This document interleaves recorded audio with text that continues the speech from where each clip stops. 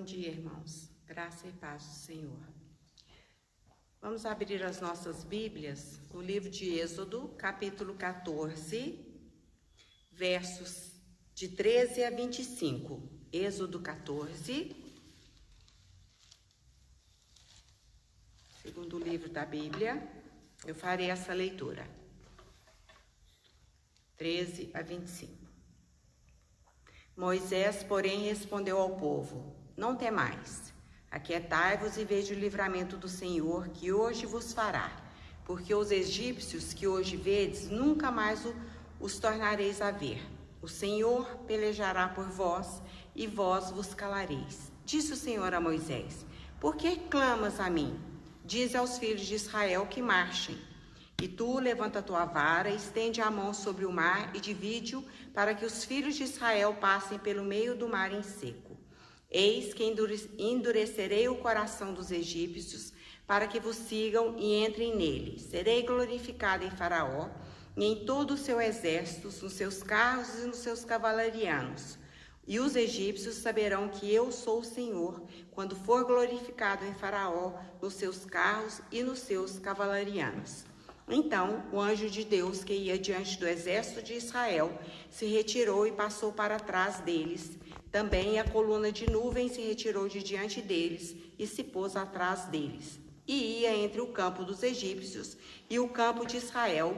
A nuvem era escuridade para aqueles e para este esclarecia a noite, de maneira que em toda a noite este e aqueles não puderam aproximar-se. Então Moisés estendeu a mão sobre o mar, e o Senhor, por um forte vento oriental que soprou toda aquela noite, fez retirar-se o mar, que se tornou terra seca, e as águas foram divididas. Os filhos de Israel entraram pelo meio do mar em seco, e as águas lhe foram qual muro à sua direita e à sua esquerda. Os egípcios que os perseguiam entraram atrás deles, todos os cavalos de Faraó, os seus carros e os seus cavalarianos, até ao meio do mar. Na vigília da manhã, o Senhor, na coluna de fogo e de nuvem, viu o acampamento dos egípcios e alvorotou o acampamento dos egípcios.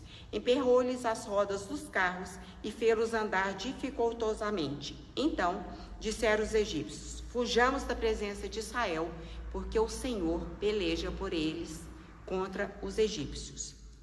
O versículo 15 fala: Por que clamas a mim? A promessa da libertação já fora dada. Agora é só marchar para frente, confiando em Deus. Sempre foi esta a atitude da fé. Vamos cantar o hino 155, Castelo Forte.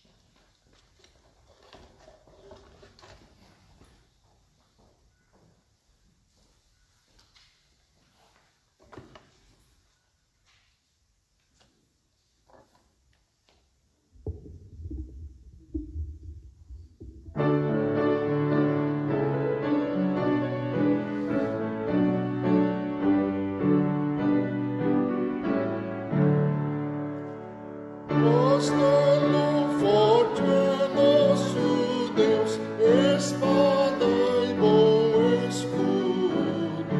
Com seu poder defende os seus em todo trance agudo.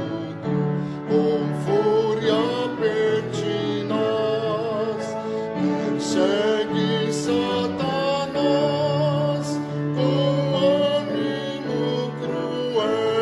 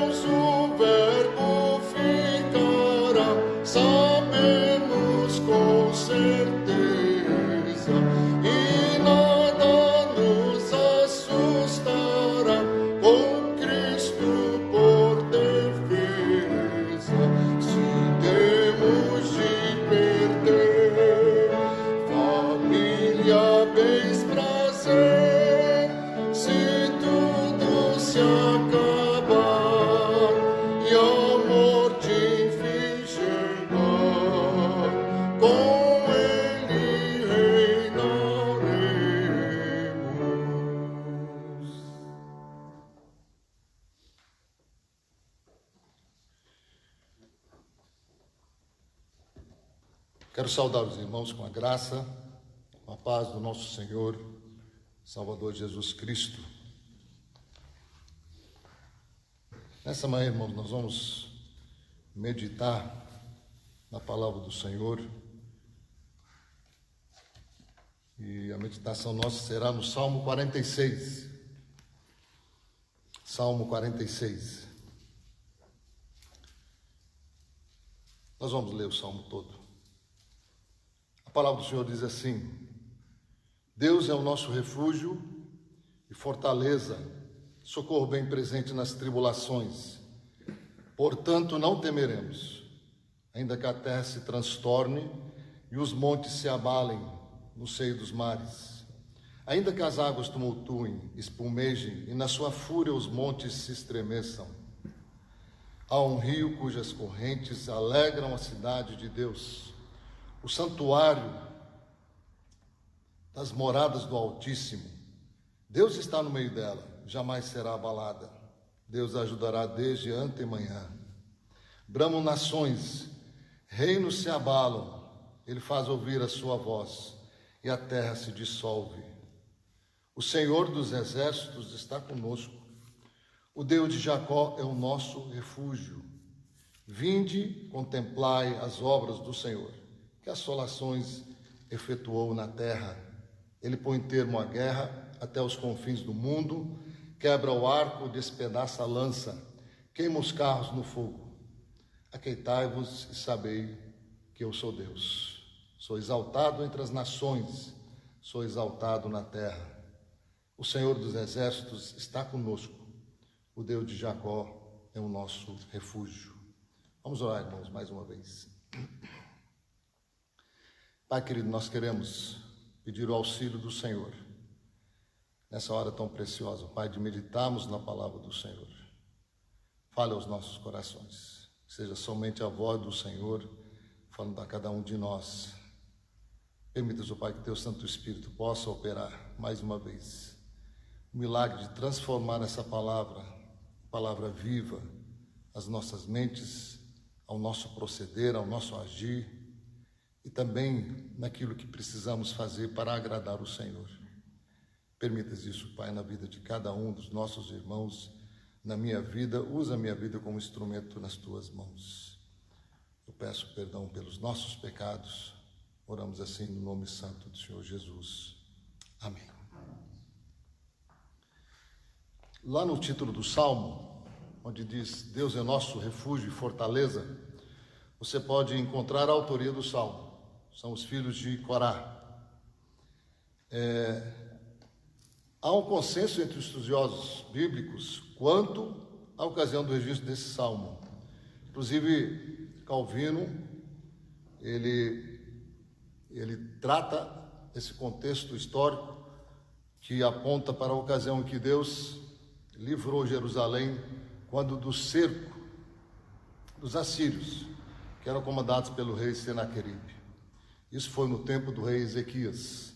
O contexto dessa história, os irmãos podem encontrar no segundo livro dos Reis, capítulo 18, 19, está no segundo livro das Crônicas também, capítulo 32, também está registrado em Isaías, no capítulo 36 e 37. Por causa desse fato, há alguns comentaristas que acham que quem compôs esse salmo foi o rei Ezequias, não somente desse, como também Salmo 47, 48. Mas, irmãos, isso não importa. Não é tão importante assim isso tudo. O que de fato, irmãos, é importante para todos nós, que esse salmo é um dos mais belos poemas da literatura dos salmos. Ele registra, né, essa busca nossa a Deus, busca tamanha que serviu de inspiração para o reformador Lutero, quando da composição do hino que nós acabamos de cantar. O Castelo Forte é o nosso Deus. Lutero o compôs baseado nesse Salmo 46.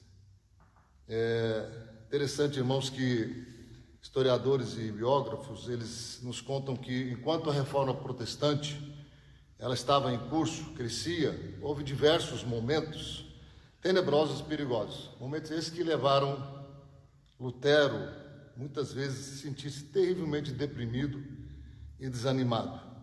Em muitas ocasiões, ele procurava aqueles amigos mais próximos, ele dizia: venham, vamos cantar o Salmo 46. Cantemos este salmo para o louvor de Deus, porque Deus está conosco e milagrosamente Ele preserva e defende a sua igreja contra os assaltos do diabo, do mundo e da carne. Spurgeon também no seu comentário, nesse Salmo 46, ele no final do comentário ele fala assim: esse salmo é lembrado, mais lembrado como o Salmo de Lutero. De fato, irmãos, ao estudarmos esse salmo, quando nós vamos adentrar no salmo agora, nós vamos testificar o consolo e o alívio que ele traz ao coração de todos os filhos de Deus. De fato, nós, ao meditarmos nesse salmo, nós veremos isso. O tema da nossa meditação é o título do hino que nós acabamos de cantar. Castelo forte é o nosso Deus. No Salmo tem 3 divisões que a gente pode olhar, facilmente a gente pode identificar do primeiro versículo ao terceiro, do 4º até o 7º e do 8º até o 11º. O salmista repete a declaração que Deus é o nosso refúgio 3 vezes. No primeiro versículo, no início dele, no versículo 7, no final dele, no versículo 11 também, ele repete essa declaração: Deus é o nosso refúgio. A primeira divisão, ele traz Deus na calamidade. Interessante, quando nós vamos ler agora esses 3 primeiros versículos, diz assim: Deus é o nosso refúgio e fortaleza, eu lerei novamente, socorro bem presente nas tribulações, portanto não temeremos, ainda que a terra se transtorne e os montes se abalem no seio dos mares, ainda que as águas tumultuem, espumejem e na sua fúria os montes se estremeçam. Irmãos, eu lembro, e aqui tem pessoas que estavam presentes, esse estudo foi feito,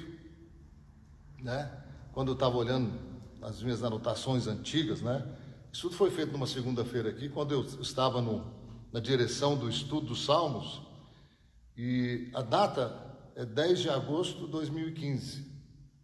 Eu fiz uma pergunta interessante no início, na introdução do Salmo. Eu falei assim: já passou alguma vez na sua mente, ou na mente dos irmãos, a possibilidade de uma catástrofe de alcance mundial? Interessante, irmãos. Há 5 anos atrás, a gente nunca pensava que estaríamos numa situação exatamente dessas. Por isso que a palavra de Deus, ela é viva, ela é atual. 5 anos, irmãos, após esse estudo, nós estamos passando por uma situação dessa. E interessante, irmãos, a pergunta é: o que de pior pode nos acontecer? Nós não sabemos, isso muda de hora em hora, a gente não sabe o que nos aguarda pelos próximos dias, próximos meses, quem sabe? Não sabemos. Eu disse no início, irmãos, nós precisamos atentar para a ocasião do Salmo. Eu disse que a ocasião do Salmo é sobre o livramento que o Senhor trouxe para o seu povo. Aquela ocasião em Jerusalém, Mas é claro que o Salmo, irmãos, ele se estende muito além de qualquer situação específica, que seja local, que seja nacional ou que seja mundial. A gente percebe isso hoje, nesses dias tão difíceis que nós estamos passando. Eu não quero entrar no mérito dessa questão, dessa crise que já foi falada por tantos e tantos, e que não adianta falar. O que nós temos como povo de Deus é olhar para o Senhor. Eu, particularmente, não acompanho mais noticiários, eu não perco tempo mais com fulano falou, ciclano falou outra coisa, não perco esse tempo. Eu tenho gastado minha energia no estudo da palavra, daquilo que Deus tem para nós. Isso que importa, irmãos, porque a ocasião, claro que ela aqui no Salmo é sobre o cerco de Jerusalém, mas ela abrange não apenas ao povo de Deus como um todo. Ela abrange sim, ela vem, serve de consolo, de amparo e de sustento para cada um de nós, de uma forma individual. Todos nós, irmãos, em algum momento da nossa vida, enfrentamos adversidades, tribulações que nos sufocam de tal forma que a gente fala, por essa eu não consigo passar. O cerco, claro, para aquele povo naquele momento era impossível de se livrar das mãos dos assírios. E nós, na nossa vida, muitas vezes nós enfrentamos situações assim. Dessa eu não passo, não consigo passar. É certo, irmãos, que nós vamos passar por aflições. O Senhor Jesus disse: no mundo passais por aflições. Isso é fato. Então, irmãos, diante da palavra do Senhor, que nós estamos lendo aqui hoje, né, nós vamos trazer aquilo que ela tem para nós. Não importa as circunstâncias, por mais adversas que elas sejam. Porque ele começa assim: Deus é o nosso refúgio e fortaleza. E o socorro bem presente quer dizer, sempre Deus está disposto a nos socorrer. Tribulação, irmãos, a palavra retrata aflições, angústias geradas em pessoas que se veem apertadas, encurraladas. É como se estivesse contra uma parede e não tem saída, encurralado no canto. Você não consegue por si sair. A força do homem nada vale, nós cantamos agora. Nada vale o esforço humano nesses momentos. E aí você olha mais, porque o salmista não se limita apenas, né, a essas ocasiões nossas pessoais, mas ele eleva o nível a um quadro terrível de calamidades. Ele vai falar de terremotos, né? A terra se transtorne, os montes se abalem. Você olha para uma montanha, você fala: puxa, essa montanha é segura. De onde virá o socorro? Né? De onde me virá o socorro? Salmo 121, não é que ele vem da montanha, mas vem do Senhor, que está acima de qualquer criação dele. Mas aqui a catástrofe é colocada aqui, os montes se abalam no seio dos mares, tsunamis, terremotos, maremotos, tudo que abala, né, que é possível abalar os sistemas da própria terra. É interessante, a gente nunca se imaginava que chegasse num caos desse que nós estamos vivendo, mas nós estamos vivendo. Mas confesso, irmãos, que tem hora que isso é muito para minha mente. Eu creio para a mente de todos os irmãos. Interessante, para minha mente é muito pensar nisso. Um pequeno vírus abala toda a terra. Toda a terra. Nem as guerras mundiais da Primeira e Segunda Guerra Mundial eram fatos limitados apenas a alguns países lutando entre si. Causou, matou milhões e milhões de pessoas. Destruiu países, essas guerras destruíram países, mas nada comparável a isso que nós estamos vivendo. O mundo está lacrado, fechado. É um caos tremendo. É demais para a minha cabeça, mas não para a mente do nosso Deus. Porque o nosso Deus, Ele é o Criador de todas as coisas. Veja comigo lá, e principalmente nessa questão da criação, o Salmo 104, versículo 5 até o versículo 9. Salmo 104, versículo 5 até o versículo 9. A palavra de Deus diz assim: lançaste os fundamentos da terra para que ela não vacile em tempo nenhum. Tomaste o abismo por vestuário e a cobriste. As águas ficaram acima das montanhas. A tua repreensão fugiram. A voz do teu trovão bateram em retirada. Elevaram-se os montes, desceram os vales, até o lugar que eles havia preparado. Puseste as águas divisa que não ultrapassarão, para que não tornem a cobrir a terra. Deus é o Deus criador de todas as coisas. Nesse Salmo 104 nós lemos a descrição do poder de Deus na criação do mundo. Se cremos, irmãos, que o nosso Deus é o criador de todas as coisas, nós cremos também que Ele as mantém pela força do seu infinito poder. E aí, irmãos, qualquer desastre da natureza só ocorre por sua vontade permissiva. Nós vamos entender isso. Nada do que ocorre sem a vontade permissiva do Senhor. E aí, como é que é isso para a nossa cabeça? É muito? É muito. Mas para o Senhor, não. Romanos 11, 33, eu vou ler para os irmãos, só esse versículo, que diz assim: ó profundidade da riqueza, tanto da sabedoria como do conhecimento de Deus, quão insondáveis são os seus juízos e quão inescrutáveis os seus caminhos. Irmãos, saber dessas coisas e crer nelas é fundamental para a nossa vida, para a nossa jornada. Se você não conhece essas coisas, que a palavra de Deus nos revela que Deus é criador, mantenedor de todas as coisas, e nada que ocorre fora da vontade permissiva do Senhor, e se você não crê nessa verdade, aí você vai ter problemas como esses aos quais nós estamos vivendo.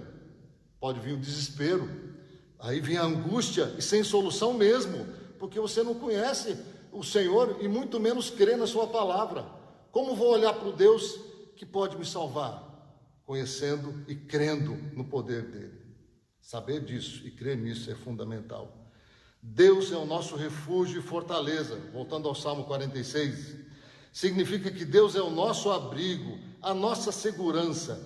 É como se Deus nos escondesse numa rocha, num lugar inatingível. Ele é acessível a todos nós, né, que o buscamos, mas ele não é acessível para as calamidades. É isso que está dizendo o texto. Quando tudo ao redor parece estar desmoronando, temos a certeza absoluta que a nossa vida está eternamente guardada em Deus. Salmo 61, bem próximo a esse, versículo 1 ao 3, diz assim: ouve, ó Deus, a minha súplica, atende à minha oração. Desde os confins da terra clamo por ti, no abatimento do meu coração. Leva-me para a rocha que é alta demais para mim, pois tu me tens sido refúgio e torre forte contra o inimigo. O Salmo 62, versículos 7 e 8 diz assim: de Deus dependem a minha salvação e a minha glória. Estão em Deus a minha forte rocha e o meu refúgio. Confiai nele, ó povo, em todo o tempo. Derramai perante ele o vosso coração. Deus é o nosso refúgio. Portanto, irmãos, se a nossa vida está eternamente guardada em Deus, mesmo que tudo se desmorone ao nosso redor, a nossa vida está guardada nele. Portanto, irmãos, não temeremos. É assim que começa o versículo 2. Portanto, não temeremos. E aí, a gente volta para a ocasião, né, do Salmo, quando os oficiais assírios cercaram e fecharam Jerusalém. O profeta Isaías, quando consultado, mandou dizer ao rei Ezequias: dizei isto a vosso Senhor, assim diz o Senhor, não temas por causa das palavras que ouviste, com as quais os servos do rei assírio blasfemaram de mim. Segundo livro dos Reis 19, capítulo 19, versículo 6. E aí eu pergunto, irmãos, o profeta falou, Deus falou na boca do profeta Isaías, né? Não temas. Mas olha a realidade, como não temer? Como não temer, irmãos? Ezequias estava encurralado, apertado, sem qualquer possibilidade de livramento. Teve medo. Devemos entender, irmãos, que não existe super-heróis da fé. Devemos entender que nós não possuímos mentes superdotadas, isentas do medo. Isso é natural em todos nós. Temos medo, sentimos calafrios, e todos os sintomas, né, de pânico às vezes. E isso é admissível na nossa fraqueza, na nossa natureza humana, é admissível. Agora, o que é inadmissível, irmãos, é esquecer quem é o nosso Deus. Sabe o que Ezequias fez? Quando recebeu a palavra do profeta, Ezequias buscou o Senhor. Ele orou ao Senhor, humilhou-se perante o Senhor e se entregou nas mãos daquele que é o único que podia livrá-lo. Assim ele fez, irmãos. Ezequias fez aquilo que todos nós devemos fazer quando nós nos sentimos angustiados e perplexos diante das calamidades. É assim que nós devemos agir. Ele buscou, ele orou, ele humilhou-se, ele se entregou.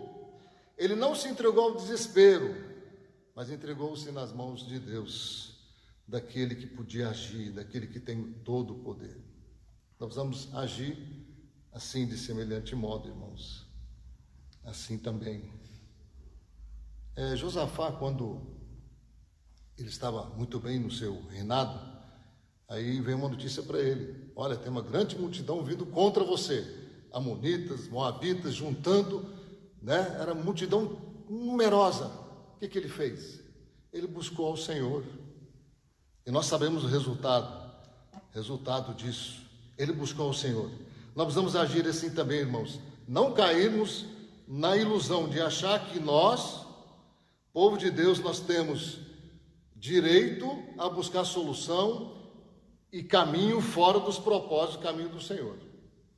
Isso ocorre muito.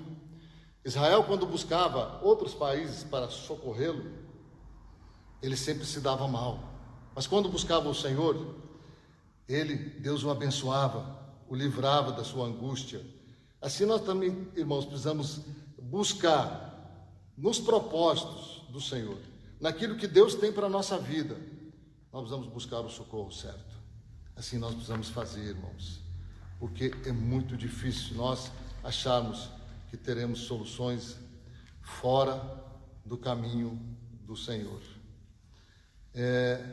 Então, Ezequias, mesmo diante de todo o caos instalado ao seu redor, ele confiou no Senhor, ele buscou o Senhor e recebeu a resposta de Isaías, e isso fortaleceu a sua fé, e ele não temeu mais. É esta palavra para nós, irmãos, nessa manhã: não temas, porque eu sou contigo, não te assombres, porque eu sou o teu Deus, eu te fortaleço e te ajudo e te sustento com a minha destra fiel. Isaías 41, 10. Não temamos, o nosso Deus é presente nas tribulações, é presente, socorro bem presente nas tribulações. Ele está sempre pronto para socorrer o seu povo. Mais interessante, irmãos, né? O versículo 2 traz uma expressão: ainda que, né? E aí vai: ainda que a terra se transtorne, ainda que os montes se abalem, ainda que as águas tumultuem, né? E ainda que na sua fúria os montes se estremeçam. Essa expressão ainda que, ela ocorre nas nossas vidas. Ainda que, né, eu perdi toda a minha riqueza, ainda que eu perdi minha saúde, ainda que perdi todos os meus filhos, né? Olha a vida de Jó. Ainda que ele perdeu tudo isso, ele não deixou de glorificar a Deus. Então, ainda que as coisas todas possam acontecer e ocorrer com a gente, ainda assim, eu louvarei e bendirei o nome do Senhor. A segunda parte do Salmo, ela diz assim: há um rio cujas correntes... volta na primeira parte, irmãos. Eu tenho um comentário do pastor aqui, no sermão do pastor, dia 20 de 10 do ano passado, nesse salmo, e ele fez um comentário interessante. No primeiro versículo fala assim: problema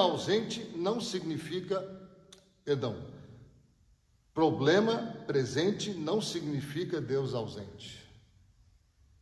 Problema presente não significa Deus ausente. Problema difícil não significa solução impossível. Precisamos gravar. Eu guardei isso do sermão do pastor do ano passado, nesse salmo. Mas a segunda parte do salmo diz assim: há um rio cujas correntes alegram a cidade de Deus, o santuário das moradas do Altíssimo. Deus está no meio dela, jamais será abalada. Deus a ajudará desde antemanhã. Bramam nações, reinos se abalam. Ele faz ouvir a sua voz e a terra se dissolve. Deus está no meio do seu povo. Deus está na sua cidade, a cidade de Deus.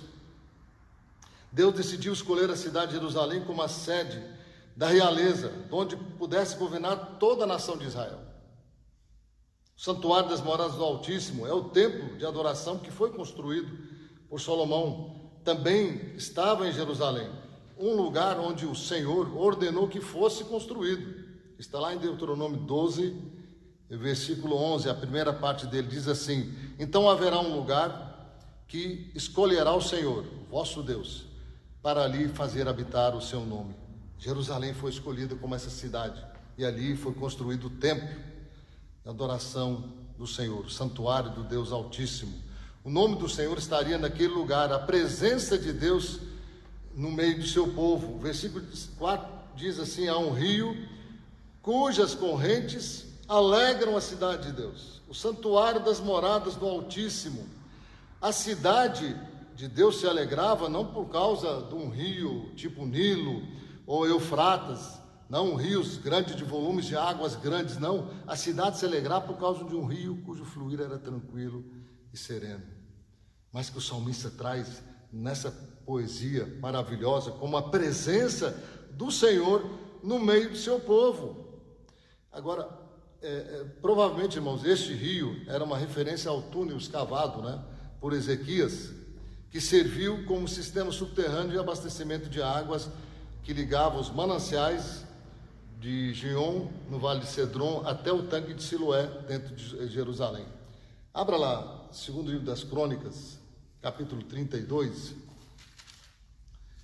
versículo 30, que diz assim: também o mesmo Ezequias tapou o manancial superior das águas de Gion e as canalizou para o ocidente da cidade de Davi. Ezequias prosperou em toda a sua obra. Sabiamente, Ezequias fez isso, irmãos, para justamente, quando há o cerco em Jerusalém, não faltasse água. Não faltasse água. O rio significava vida para a cidade, vida para o povo de Jerusalém. O versículo 5 diz assim: Deus está no meio dela, jamais será abalada. Deus a ajudará desde antemanhã. O salmista afirma que Deus está no meio da cidade. A presença dele é vida para o seu povo, como aquele rio é vida para a cidade de Jerusalém.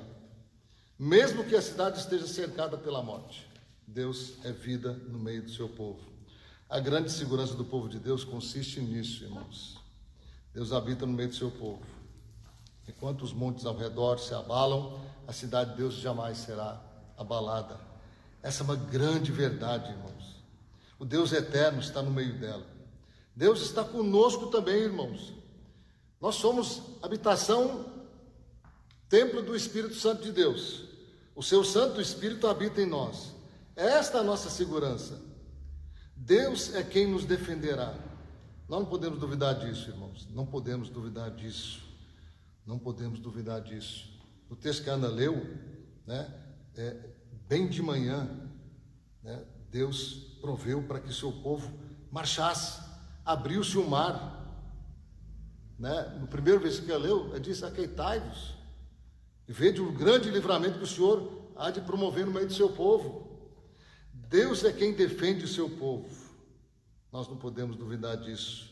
Versículo 6 diz: bramam nações, reinos se abalam. Ele faz ouvir a sua voz e a terra se dissolve. Interessante que a mesma voz que criou todas as coisas, a mesma voz que estava presente na criação, ela pode fazer tudo se dissolver.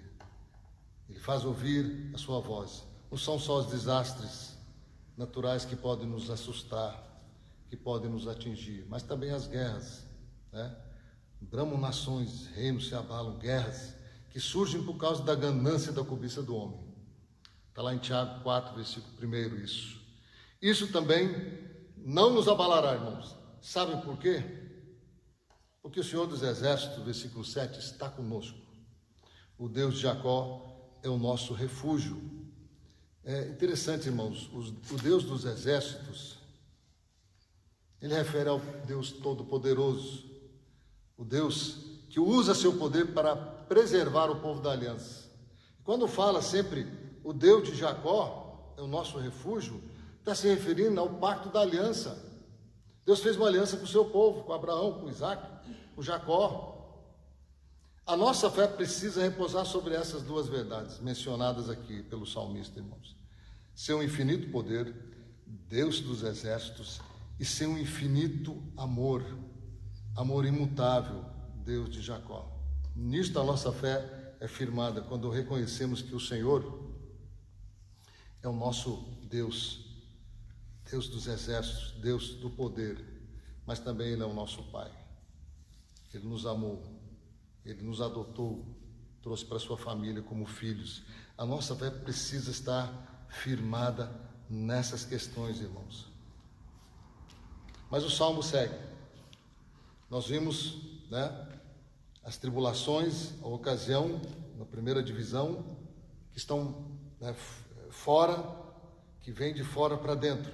Agora vimos a presença dentro de Jerusalém, a presença do Senhor. Tudo lá fora desmorona, mas Deus está presente. Há um rio cujas correntes alegram a cidade de Deus.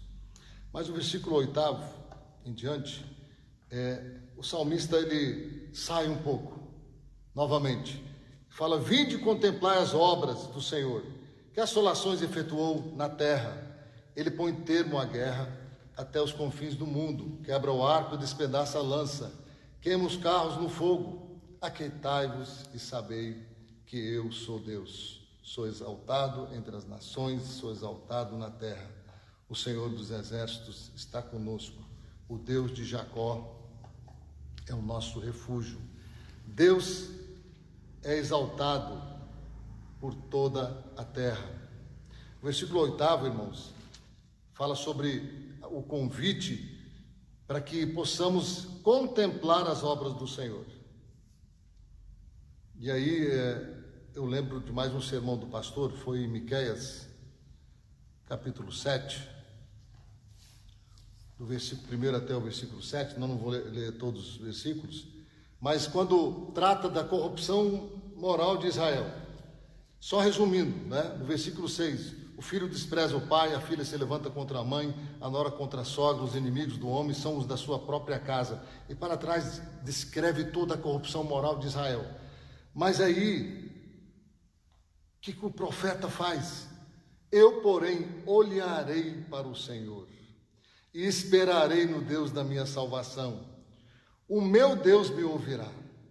Por isso que a oração é importante, irmãos. Orar sem cessar, porque Deus há de ouvir o nosso clamor. Para onde vou olhar? Eu vou olhar para o Senhor.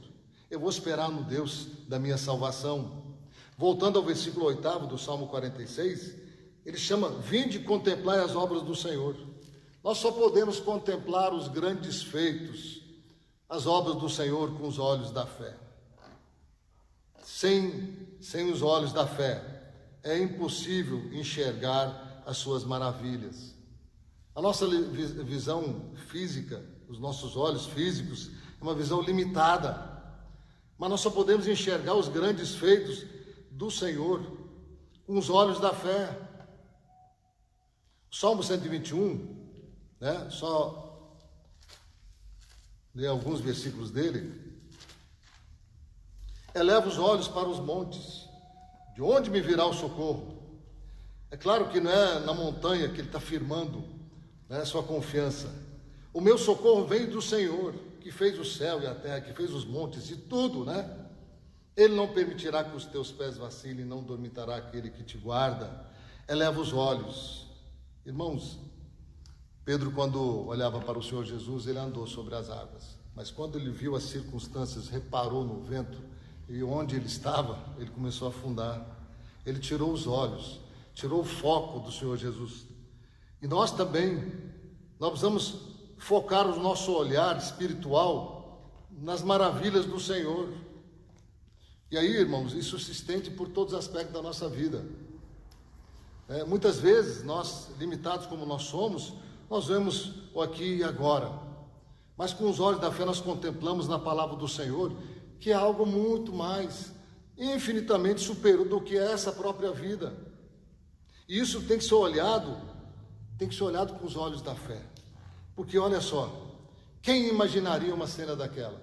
Voltando à ocasião do Salmo. A cidade encurralada, os exércitos cercando, naquela iminência de entrar na cidade, de destruí-la, de queimá-la, como fizeram com todas as outras cidades, outros reinos, que foram devastados pelos assírios.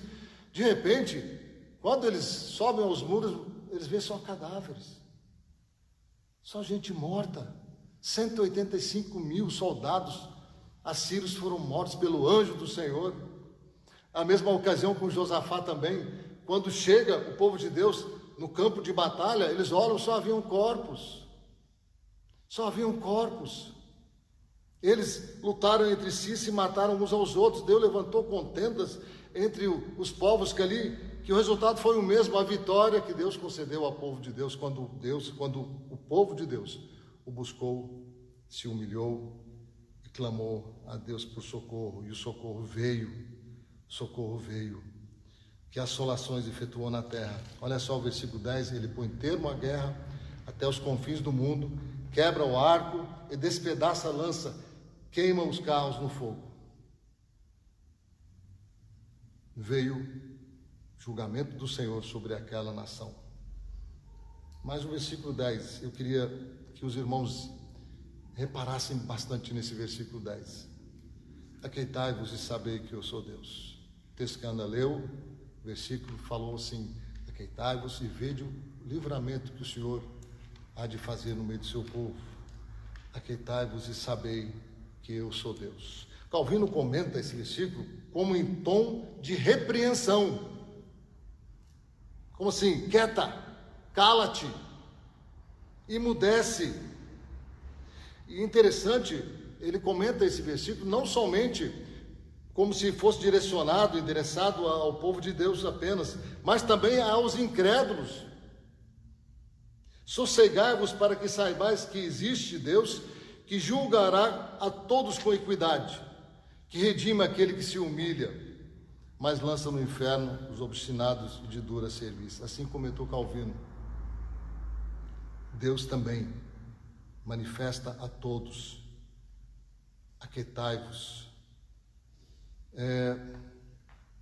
Evangelho de Marcos, capítulo 4. Nós conhecemos bastante essa história, né? Versículo 39 a 41, Marcos 4, 39 a 41. Só apenas o final da história, né? Os discípulos estão no barco, e aí a tempestade vem, e assolado o barco, eles temendo que vai afundar, eles vão perecer, e aí eles perguntam: mestre, não te importa que pereçamos? Versículo 39, e ele despertando repreendeu o mar e diz ao vento: acalma-te, emudece. O vento se aquietou e fez-se grande bonança. Então lhes disse: por que sois assim tímidos? Como é que não tendes fé? E eles, possuídos de grande temor, diziam uns aos outros: quem é este que até o vento e o mar lhe obedece? E essa pergunta, irmãos, eu queria que a gente pensasse nela. Quem é este que até o vento e o mar lhe obedece? No estudo do Jorge Júnior aqui, ele citou lá em Colossenses, né, no capítulo 1, versículo 16 e 17, que fala assim, né, tudo foi criado por meio dele e para ele. Ele é antes de todas as coisas, nele tudo subsiste. Quem é este? Ele é o Criador de todas as coisas. Tudo foi feito por meio dele e para ele. Ele é antes de todas as coisas. Jesus é o Deus encarnado, ele viveu como homem entre nós, mas é o Deus eterno. Quando a tempestade assolava o barco, ele mandou o mar e o vento se aquietarem, e tudo se acalmou. Ele pode todas as coisas.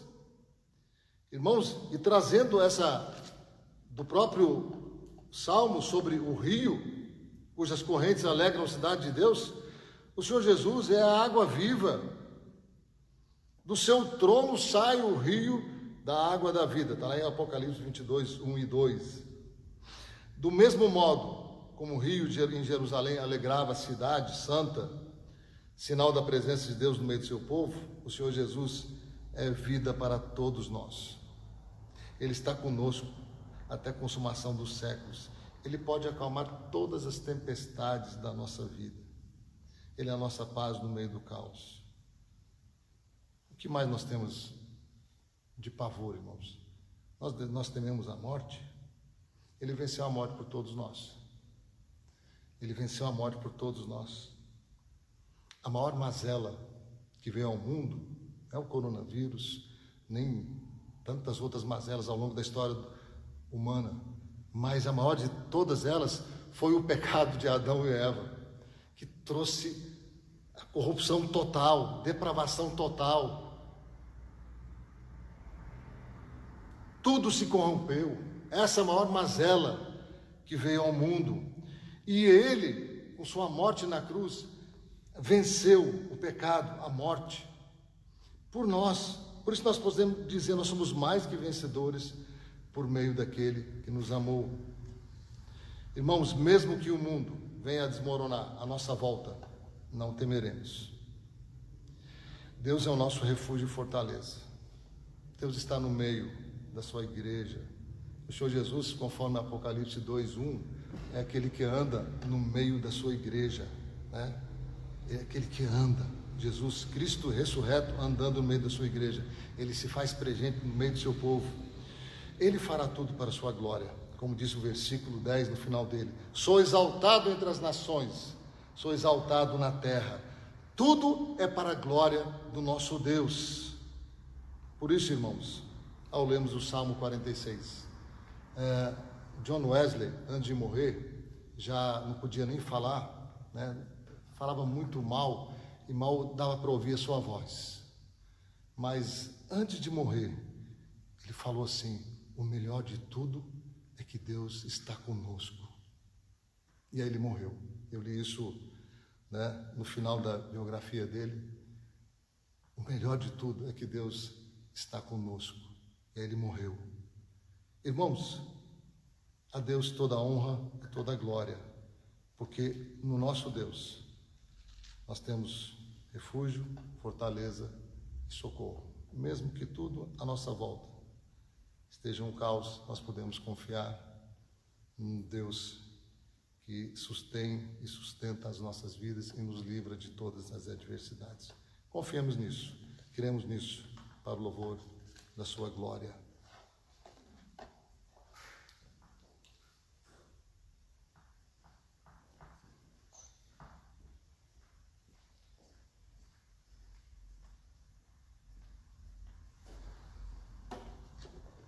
Vamos receber a bênção, irmãos. A graça do nosso Senhor e Salvador Jesus Cristo, o amor de Deus, nosso Pai, a comunhão e a consolação do Espírito Santo, sejam com todos vós, meus amados irmãos, com todo o povo de Deus, hoje e para todo sempre. Amém.